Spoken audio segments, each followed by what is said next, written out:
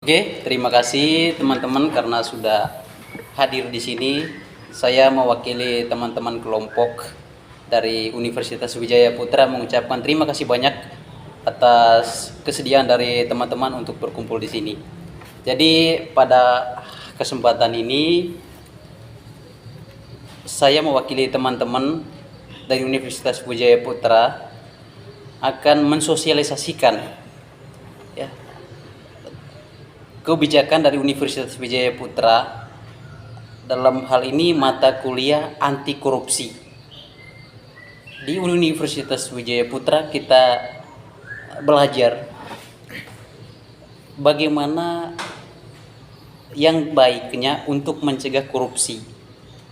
Jadi kita belajar lebih awal. Jadi di sini yang paling pertama yang kita tekankan poin sikap. Sikap kita sangat mempengaruhi tindakan-tindakan korupsi. Jadi sikap yang kita ambil di sini ada 3 poin yang kita ulas, yang kita uraikan pada kesempatan ini, yaitu keberanian, yang kedua kepedulian, yang ketiga adil. Itu. Nah, kalau yang pertama soal keberanian dalam hal untuk melawan korupsi, dalam upaya dengan kata lainnya itu anti korupsi, itu keberanian dalam hal ini mengambil tindakan yang tepat dan melawan korupsi. Contohnya begini, ketika kita temukan ada kasus korupsi, kita harus berani melaporkan tindakan korupsi itu kepada lembaga yang berwenang. Lalu misalnya ada contoh lain lagi, ini soal keberanian, menolak suap ataupun menolak aksi suap, entah itu disuap atau menyuap, kita tolak itu keberanian. Lalu menyuarakan anti korupsi. Yang berikutnya itu mendukung gerakan anti korupsi, karena ada banyak gerakan-gerakan yang dibikin itu menolak korupsi. Kita mendukung itu, kita harus dukung itu, kita harus aktualisasikan itu. Yang kedua itu kepedulian. Kepedulian ini sangat diperlukan dalam aksi untuk melawan korupsi yang hari ini semakin marak. Misalnya begini, apa wujud kepedulian kita? Wujud kepedulian kita itu perhatian dan kepedulian pada korupsi. Peduli bukan berarti kita harus korupsi, bukan, tapi peduli supaya kita mempelopori gerakan anti korupsi. Kita yang menjadi pelopornya. Misalnya begini, contoh sikap peduli itu memberikan edukasi pada masyarakat. Itu kita lakukan.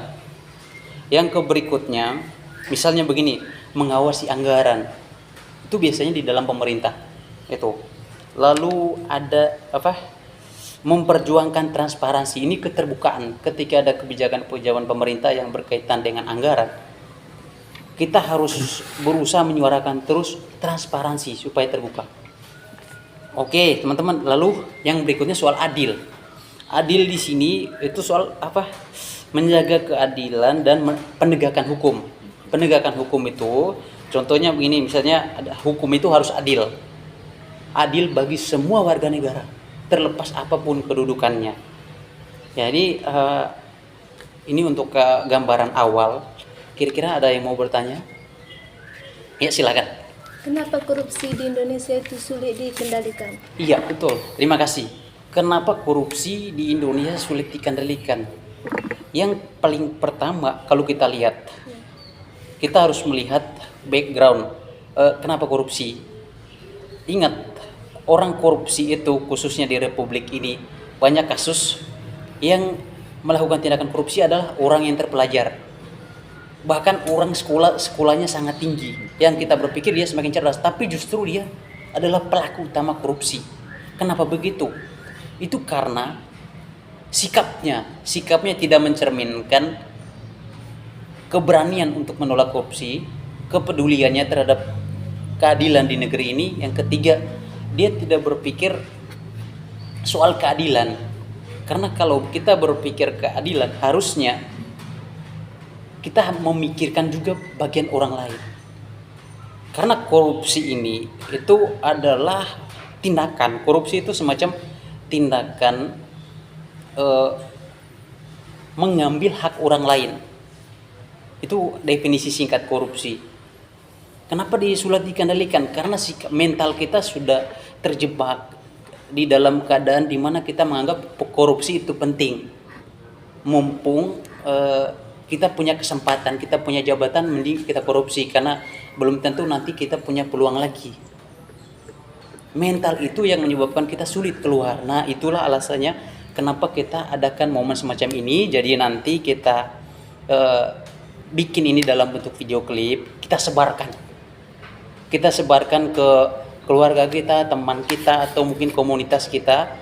Kita sebarkan nilai ini mungkin dengan begitu semacam memberikan edukasi singkat supaya orang itu mungkin dengan begitu muncul inspirasi atau kesadarannya untuk menanamkan nilai-nilai dasar sikap ini tadi, mulai dari keberanian menolak korupsi, terus kepeduliannya terhadap sesama, terus keadilan, aspek keadilan bagi semua, maksudnya soal ini soal apa, justice itu keadilan bagi seluruh rakyat Indonesia, itu sesuai amanat konstitusi kita.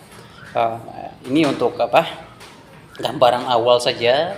Nanti kita akan diskusi lebih panjang itu pada sesi berikutnya. Jadi untuk kali ini saya ucapkan terima kasih banyak kepada teman-teman yang sudah berkenan hadir. Di sini saya mewakili teman-teman panitia kelompok saya mengucapkan terima kasih banyak. Mungkin ada penjelasan saya yang kurang bagus. Mari kita sama-sama refleksikan bahwa ada pekerjaan, ada tugas-tugas kita sebagai pemuda. Kami dari Universitas Wijaya Putra memperjuangkan ini supaya semangat kita, semangat pemuda anti korupsi itu muncul, supaya kita keluar dari mindset yang kejebak tadi, supaya kita keluar bahwa kita perlu melihat aspek keadilan sosial. Itu saya rasa. Oke, terima kasih banyak teman-teman. Terima kasih banyak. Sama-sama. Katakan tidak pada korupsi. Oke.